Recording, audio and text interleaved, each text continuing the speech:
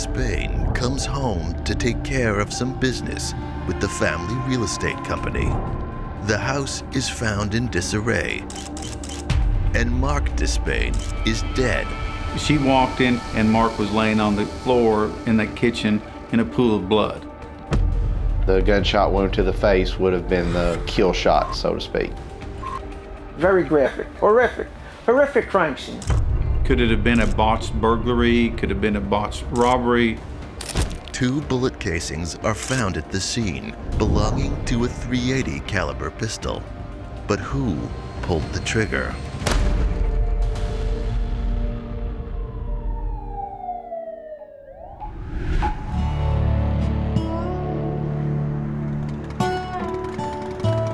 Jonesboro, Arkansas. Home of Arkansas State University, Jonesboro is known as the city of churches, with more than 70 churches in a city of 70,000. With rice farms to the west and cotton to the east, Jonesboro is an economic hub for the region. Jonesboro is a fairly large city. It has the small town qualities of you still have mom and pop stores, things of that nature. It's a nice town to live in, a nice town to raise a family, right dab center in the Bible Belt. It's a town that's experiencing serious growing pains. Crimes in Jonesboro, Arkansas was just unknown. We didn't have anything. You used to could leave your doors unlocked and have your windows up in the evening with your attic fan on. It was just a very hometown environment, yet big enough that you had everything that you need. In an affluent suburb of Jonesboro, Marc Despain runs a real estate business. He was an entrepreneur and he had goals, and he was a great family man and loved his children and loved to travel. He was involved in the real estate business twofold. One, doing appraisal work, for financial institutions, lending agencies, and then also owned real estate, rental property. Marc was the type of worker that you couldn't buy enough of. He initially had started working with his mom and dad at their appraisal company and felt strongly enough to be able to open up his own business. His wife, Michelle, helps out while working a day job at the bank. Michelle and Marc were actually high school sweethearts. Went their separate ways for a while and ended up getting back together. Marc is 19 and Michelle is 18 when they marry. Michelle has a daughter from a previous relationship and is pregnant with their son when they marry in 1996. We knew that she was very impoverished growing up. She come from a poor family. She met Marc, they got married and became wealthy, established a real estate business.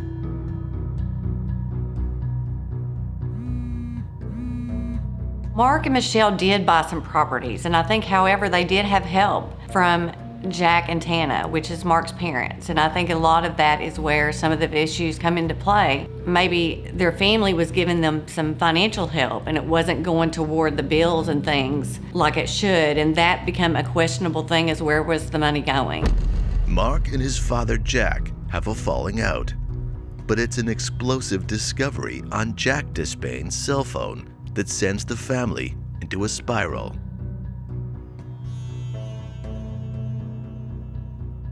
Michelle discovers topless photos of her teenage daughter on Jack's phone. The discovery tears the family apart. There had been accusations from Marc's daughter alleging some inappropriate photographs that Marc's dad had possessed. It did cause a rift in the family, with Marc's mother ultimately leaving her husband there for a while.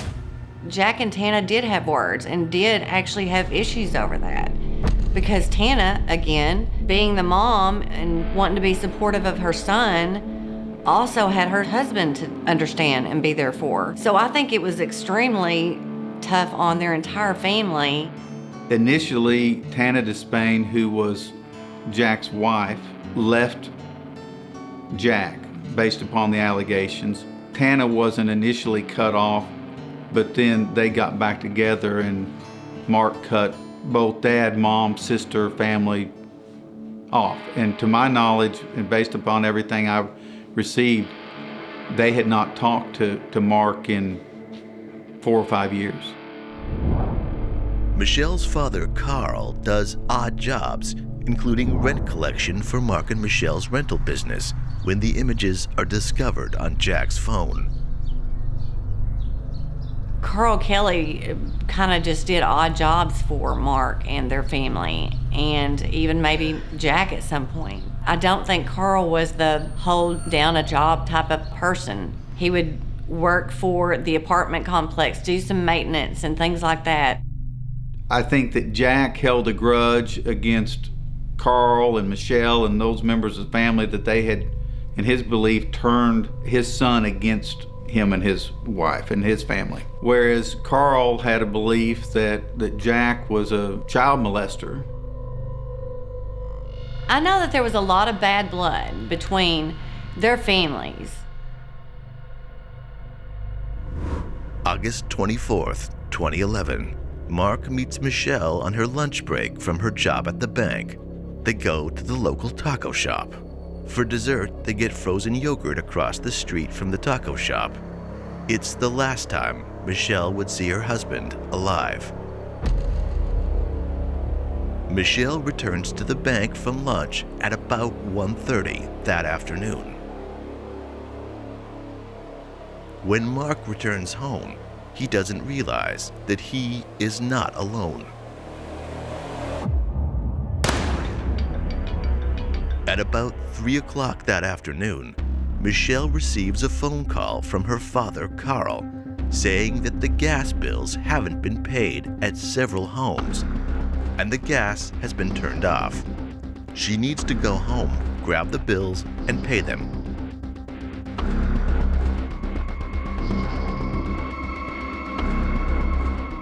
When Michelle returns home, she walks in on a scene straight from a wife's worst nightmare.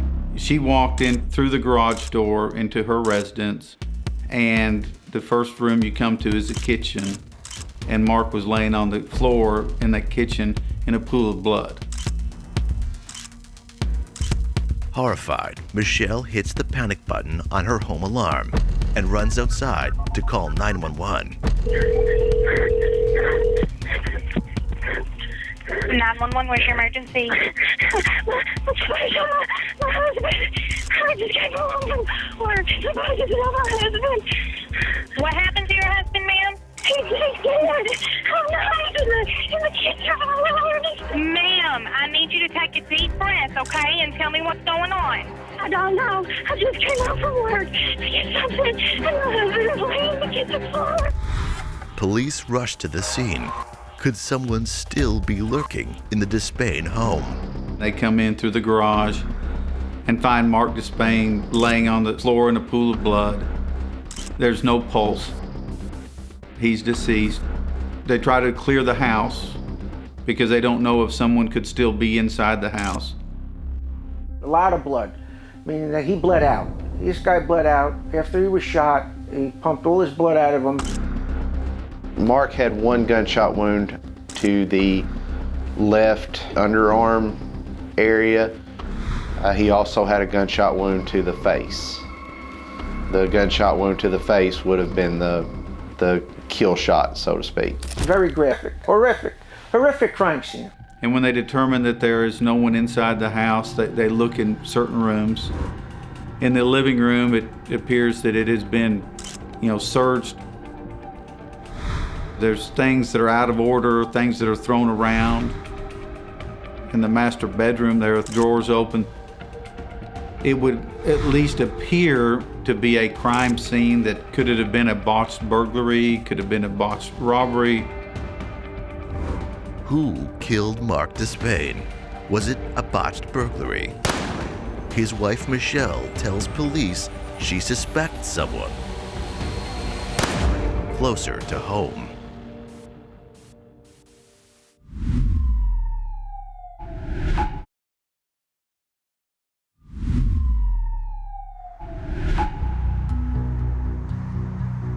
Jonesboro, Arkansas, high school sweethearts Marc and Michelle Despain run a real estate business together.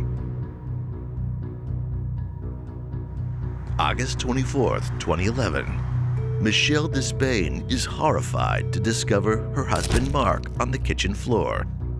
She calls 911. My husband. I just came home from work. Somebody just killed my husband. What happened to your husband, ma'am? He's dead.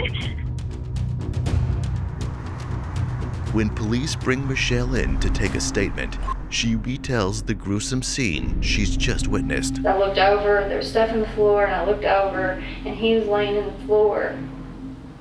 And I couldn't see his face because he was kind of looking this way, but there was blood like all behind his back, running all the way back behind him. I screamed his name, and I went over there and I climbed under his leg and I screamed his name again, and he didn't move at all. And then I got scared because of the stuff in the floor. I thought somebody might still be in the house. Detectives find 2 shell casings near Marc's body that correspond to the 2 bullet wounds. The imprint on the shell casing clearly indicates that a .380 caliber automatic round was used. The gun that was used was a semi-automatic, very common, very readily available. I believe it was a .380 caliber, smaller, compact type of gun. .380 caliber pistols are commonly used as concealed carry weapons. They fit under a waistband and can be easily hidden. Detectives are now looking for a .380 pistol as the murder weapon. They search the house to see if the weapon may have come from inside the Despain home. As more law enforcement arrives, they canvass the neighborhood and investigate whether this was a burglary. Police find a window screen removed, but it doesn't look pried open. When you went into the master bedroom, there were dresser drawers that had been pulled out, magazines that had been taken out and kind of fanned where they would be seen. In the closet, I think there was a armoire that had been knocked over, a large amount of high-dollar electronic equipment, televisions, computers, things of that nature that weren't disturbed. Detectives find a hunting rifle left behind as well. We weren't finding any signs of forced entry. Nothing appeared to be left unlocked, things of that nature. Outside the home, Carl Kelly confronts Jack Despain, and the family feud reaches a boiling point.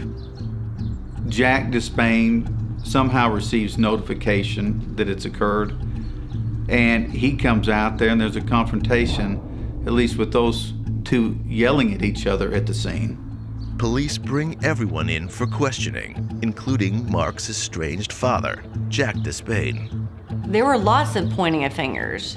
Of course, Michelle's family was pointing their fingers toward Jack. Jack obviously was trying to grieve as a father and trying to deal with having to kind of fight for his own life, as far as he just lost his son.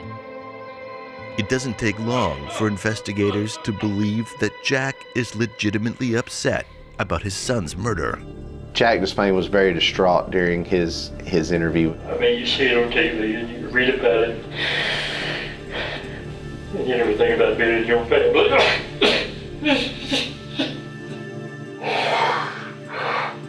Meanwhile, neighbors of the Despains tell police they see a blue Mercedes in the neighborhood they've never seen before. The nature of the neighborhood isn't one that you would just be driving through. I mean, if you were going there, you were either going there as a destination or you were lost. Or you were there to do something, illegal. Those things stood out to people, and they noticed this older blue Mercedes vehicle that had driven through the neighborhood slowly. Witnesses tell police they remember seeing a man in a green striped polo shirt walking through the neighborhood that day. They lived in an area that if there was a vehicle out of place or someone was there that shouldn't belong, that we've got the type of community in Jonesboro that we recognize these things.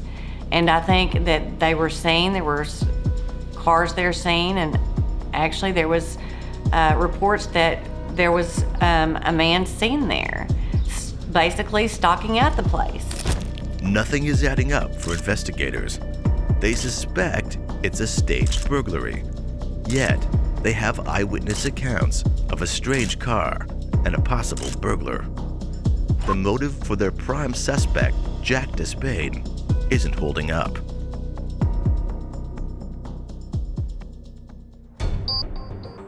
On August 28th, family, friends, and police attend Marc Despain's funeral. It just brings out the realization that your friend is gone. Someone that was so loved and so cherished by so many could just be gone. Police notice something peculiar. Marc's family has not been invited. There definitely was a grudge there, and you could tell that even with the death, that grudge wasn't going away. In fact, Michelle forces Marc's parents to hold a separate funeral service entirely after the visitation. At the visitation, you could see just the behavior of Michelle and Carl. It was just again odd behavior. Is there more to the family feud for police to uncover? Does the bad blood put someone familiar to Marc behind the murder weapon?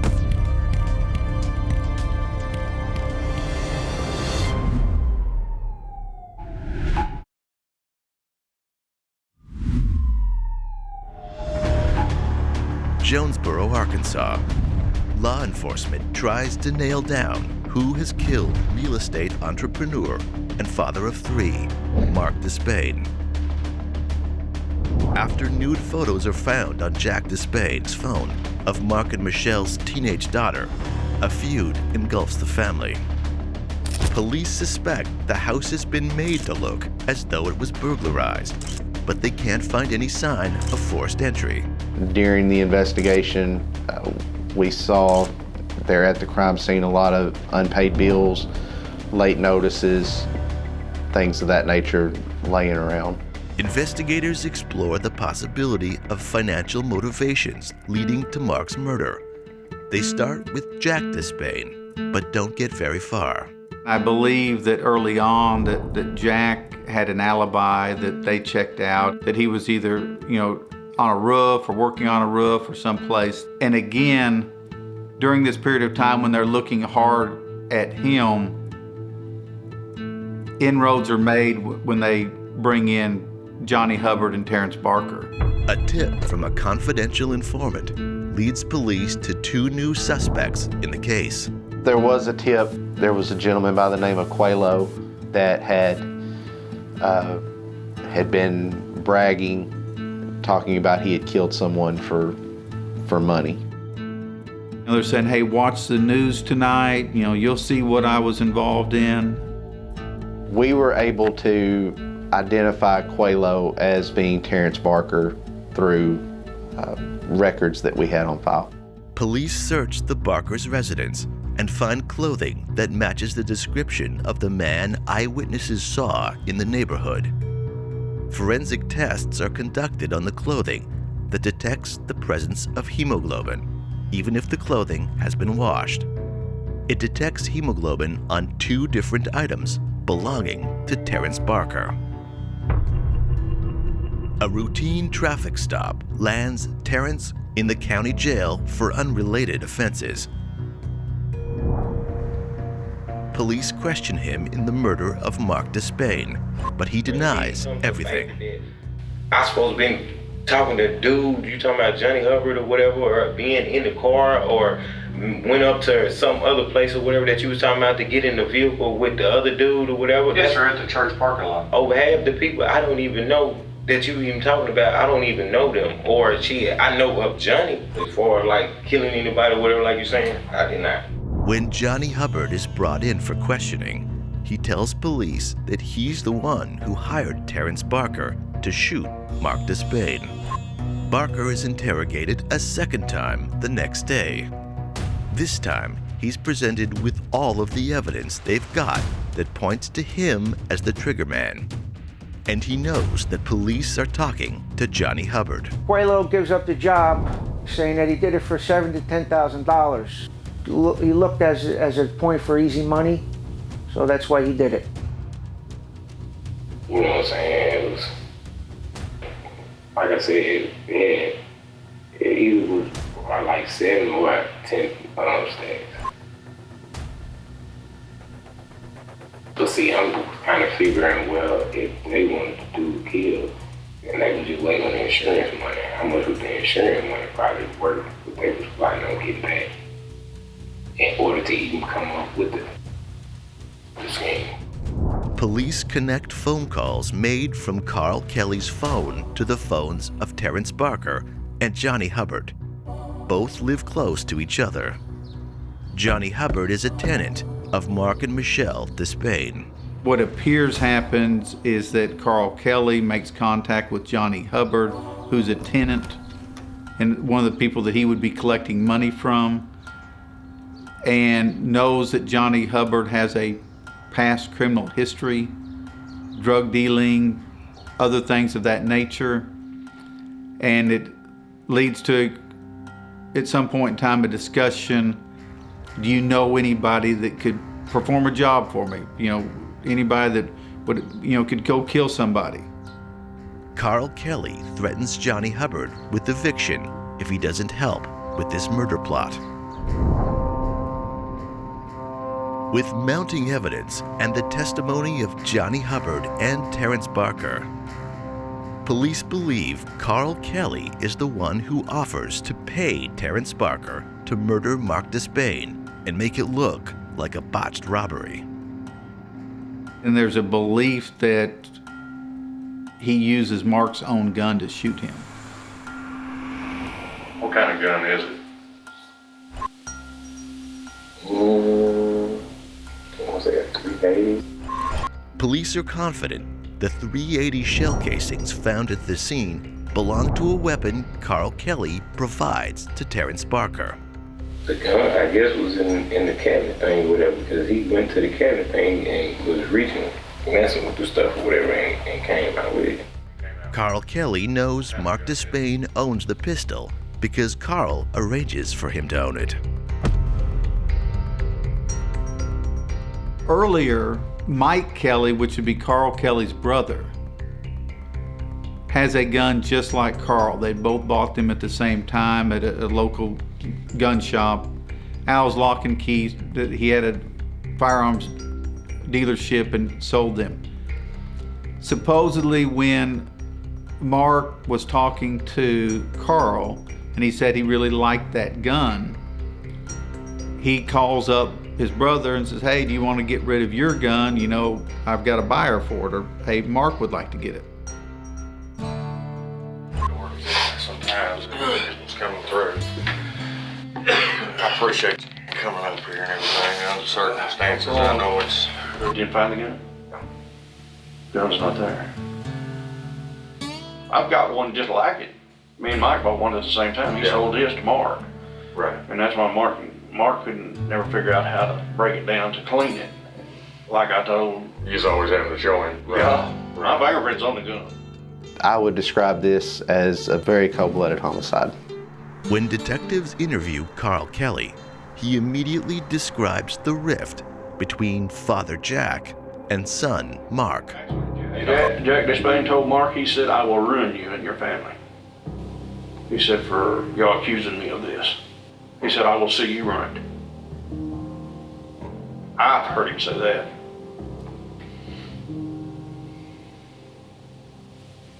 Families can be,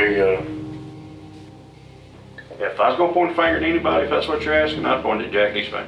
I don't believe Carl was a nice guy, but I believe that Carl Carl believed that he was going to walk away with this deal.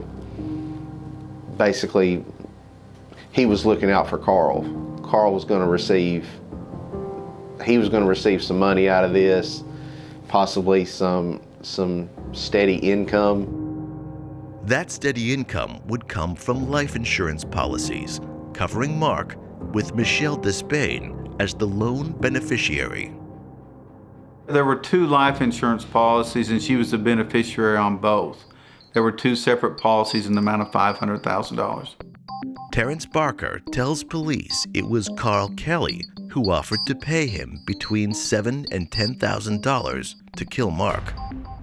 Besides the fact that him, I guess, getting a job, wanting the job done or whatever, I guess the girl wanted the job done. Investigators now need to take a cold, hard look at the person who benefits most from Marc's murder, his wife, Michelle. To detectives, the body language and reactions of Michelle Despain don't seem right. I don't know about you, but I would not be cheerful and smiling during an interview where I just lost my husband. The detective conducting the interview questions whether Michelle is forcing herself to cry as she accuses Jack Despain of the murder.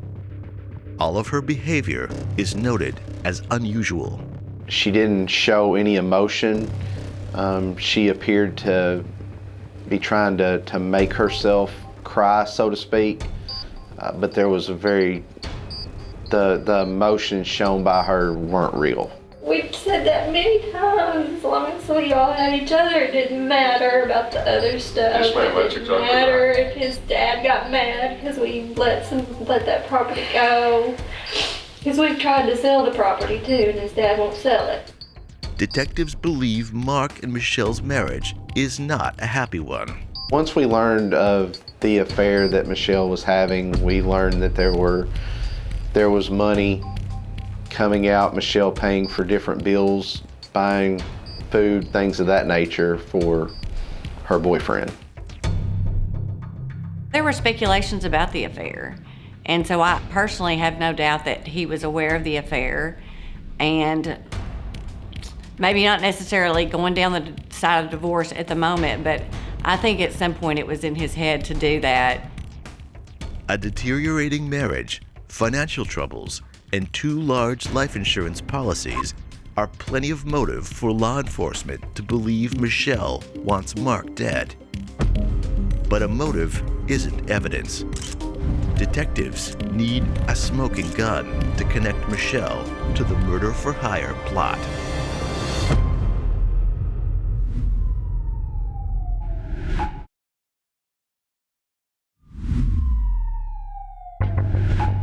Two .380 automatic bullets enter Marc Despain's body, one in his side and another between his eyes. The gun may have belonged to Marc himself.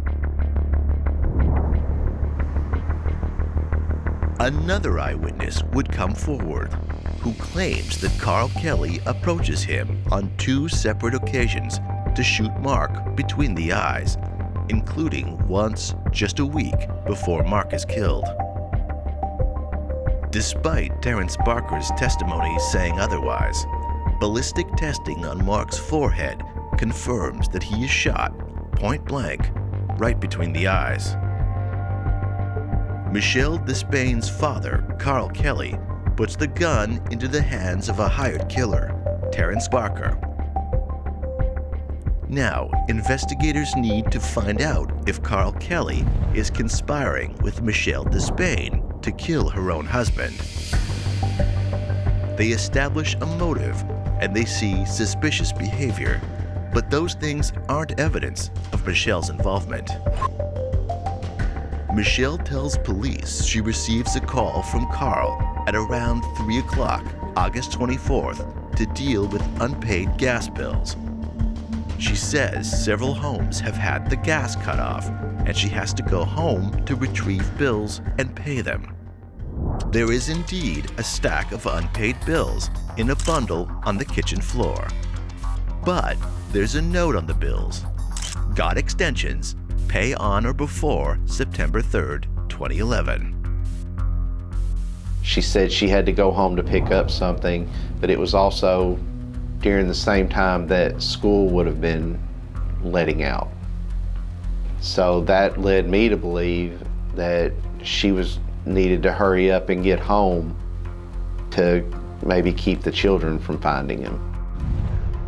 Not only did she pry him away for lunch, but in order to give the intruders a couple of more minutes, she also asked him to go get ice cream. August 31st, 2011. Police tell Michelle Despain they have arrested the suspected triggerman, Terrence Barker, and the man who drove him to the house, Johnny Hubbard. And they inform Michelle that they intend to arrest her father. My father? Yes, ma'am. Your father will be arrested for murder. I have all the information, all the evidence I need. Not Mark's father. No, ma'am. Your father, Carl Kelly, is responsible for setting this up, partly to have your husband killed. I don't believe that. I had the tenant call me this morning and tell me that. I did not believe it. Thought it was another rumor. It's not a rumor, Michelle. There's been rumors already that... I know. There's been thousands of rumors out there. Carl Kelly, not Jack Despain, is charged with capital murder. Police arrest Carl Kelly and retrieve a .380 caliber pistol from his home. They conduct ballistics testing on the gun, but the results come back inconclusive. Police go over the events of the day with Michelle one more time. Meanwhile, they do some more digging into the contents of her phone. The phone that belonged to Michelle was forensically examined there at the Jonesboro Police Department. It was the text messages that we were seeing as far as the phone records were not in the phone itself, and it appeared that it had been deleted. It was several months down the line that the phone was forwarded to the FBI, and with the help of some newer technology, they were able to recover those text messages. The day of the murder, it says, it has to be today. Sending a message to her dad that says, can't deal with it any longer, it has to be today. So they basically, the dad texts back and says, keep me posted, keep me in the loop as far as your time frame goes. She was communicating with Carl, giving Carl basically play-by-play details of where she was, where Mark was. He was asking her before that, can you get him to lunch? She's giving play-by-play details to him of when they're leaving the restaurant, details including when he's on his way home. Police believe Michelle receives a text when the job is done, so she can get to the body and discover it before her children get home from school around 3. It appeared that Michelle wanted out, that she couldn't take it any longer. Her motive was in this, that she was gonna obtain this large amount of money, continue her way of living that she was comfortable with. They knew what they were going to do. Kill him, and then they were going to get the insurance money. So the father and the daughter conspired, and then they get these poor slobs to go do the dirty work for them. Once the evidence was recovered from Michelle's cell phone, and with all the other investigative findings, we were able to obtain a warrant for her arrest. 9 months after Marc Despain is killed, police arrest Michelle Despain and charge her with capital murder. Police believe they have cracked the case, but the search for justice doesn't end with an arrest.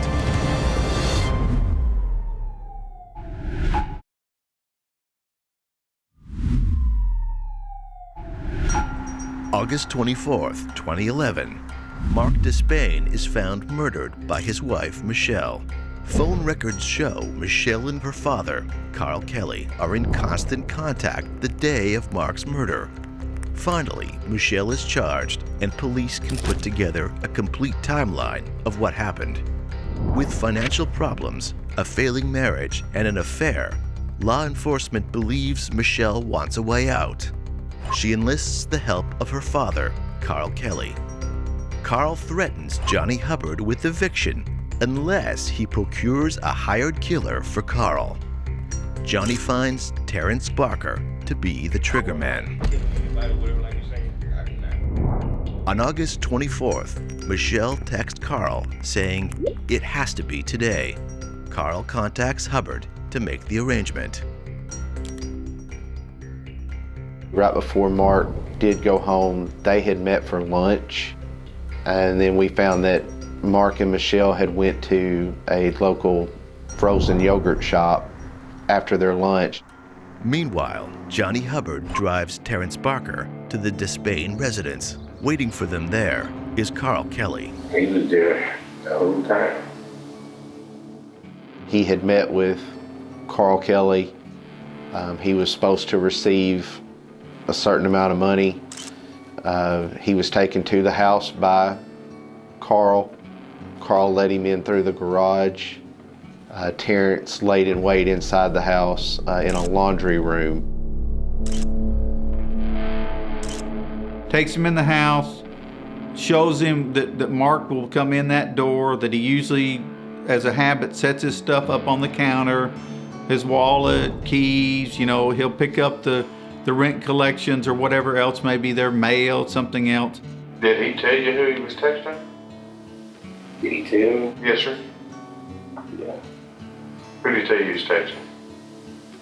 The dude wife. Play by play. Play by play. On what they was doing. Marc had one gunshot wound, I believe, to the left, maybe underarm area. He also had a gunshot wound to the face. The gunshot wound to the face would have been the kill shot, so to speak. Based on the gunshot wounds that he was suffering from, this was an intentional act. Marc Despain had been executed. The items that were in disarray did appear as though it was staged to look like some sort of burglary. Terrence Barker flees the scene on foot. He tosses the gun, which is provided to him by Carl Kelly, into the back of a red truck. In order to make sure her 3 children don't discover Marc's body laying in a pool of blood, Michelle rushes home under the pretense of having to collect unpaid gas bills. Both Carl and Michelle point the finger at Marc's father, Jack, but his alibi is strong and his motive weak. In fact, Jack is cleared of any wrongdoing in the cell phone incident with his granddaughter, which tore the family apart 5 years earlier. They got school involved, got the county involved, state, and I went in and I took a polygraph test, and I was cleared. In the end, law enforcement gets the evidence to charge Michelle Despain with capital murder. Johnny Hubbard is charged with hindering apprehension, a charge in Arkansas that is similar to obstruction of justice in other states. Johnny Hubbard was a facilitator. He was a go-between between Carl Kelly and provided the shooter, Terrence Barker. Terrence Barker avoids the death penalty and pleads guilty to first-degree murder. Terrence Barker was the shooter, there's no doubt. And that he waited inside a closet and shot and killed Marc Despain. Michelle's father, Carl Kelly, who arranges for the murder and gives Terrence Barker the gun that kills Marc, also avoids the death penalty with a guilty plea of first-degree murder. But Michelle, charged with capital murder, which could lead to the death penalty, is offered a plea deal from prosecutors because of a weakness in their case. The prosecutors had learned of this new case law that had come out, and they knew that if those text messages were to be suppressed and removed from evidence in the proceedings that would affect the outcome. Well, they obtained the warrants, but it was our basis that they obtained the warrants improperly because there should have been a new affidavit specifically stating why this phone needs to be searched again. You know, what has led them to need this additional search. They got an initial search warrant. They didn't find these things that they were allegedly looking for. And so each time they went into this phone, they needed a new search warrant. That was our argument. And if that argument was made and we prevailed, then they may not have enough evidence to go forward. She was charged with capital murder. She ended up pleading to 3 counts of hindering apprehension. Hindering apprehension, the same charge that Johnny Hubbard pleads guilty to. However, Michelle pleads guilty to 3 counts of it. Each charge comes with a 10-year sentence. But with good behavior, Michelle Despain can be free in as little as 5 years. In the eyes of the law, justice was served, but what about the eyes of the family? Our blood starts boiling when we talk about the plea agreement because we basically feel that she got away with murder. At the end of the day, she was arrested and we did our job as law enforcement, and the prosecutors, they did their job the best that they could. Although she wasn't found guilty of murder, she didn't plead guilty to murder based on everything that we had at that time and what we were learning. That was a better outcome than her not ever being found guilty of anything.